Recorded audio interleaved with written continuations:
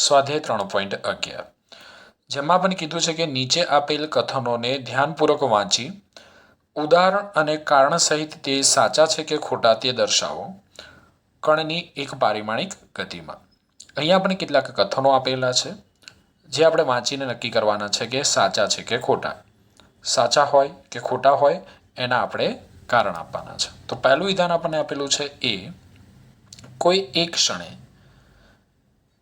તેની ઝડપ શૂન્ય હોવા છતાં તેનો પ્રવેગ અશૂન્ય હોઈ શકે.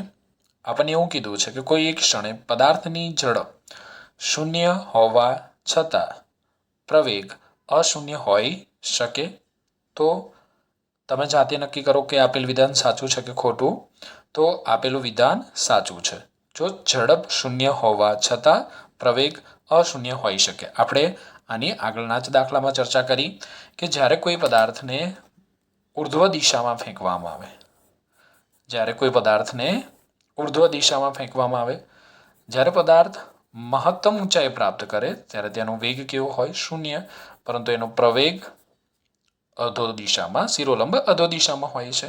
એટલે વેગ એટલે કે ઝડપ શૂન્ય હોય તો તેનો પ્રવેગ અશૂન્ય હોઈ શકે છે. માટે આપેલું વિધાન કેવું છે? સાચું છે. ખ્યાલ આવે છે ને કે જ્યારે કોઈ પદાર્થને ઉર્ધ્વ દિશામાં ફેંકવામાં આવે ત્યારે પદાર્થ મહત્તમ ઊંચાઈ પ્રાપ્ત કરે ત્યારે તેનો વેગ તો કેવો હોય? શૂન્ય. પરંતુ એનો પ્રવેગ અધો દિશામાં, ગુરુત્વ પ્રવેગ g જેટલો મળે છે. બીજું આપણને વાક્ય આપ્યું છે બી, ઝડપ શૂન્ય હોવા છતાં તેનો વેગ અશૂન્ય હોઈ શકે.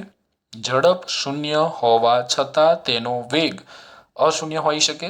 તો આપણે એવું કીધું છે કે એક પદાર્થની ઝડપ શૂન્ય છે તો શું તેનો વેગ અશૂન્ય હોઈ શકે?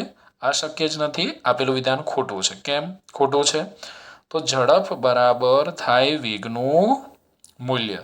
અથવા હું બીજા શબ્દમાં કહું તો વેગનું મૂલ્ય લઈએ તો આપણને શું મળે? ઝડપ મળે. હવે અહીંયા ઝડપ કેવી છે? શૂન્ય.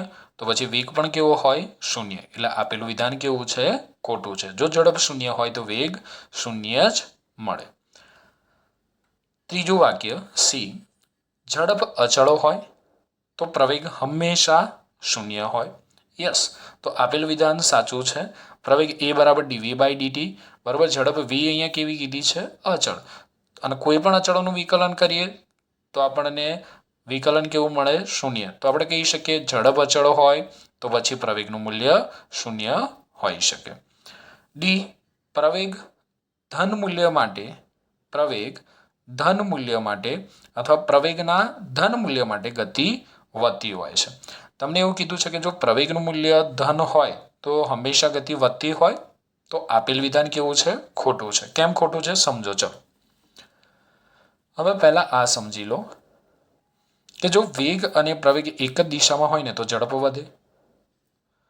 જો વેગ અને પ્રવેગ પરસ્પર વિરુદ્ધ દિશામાં હોય તો ઝડપ ઘટે. આ મેં સુરેખ ગતિ માટે વાત કરી.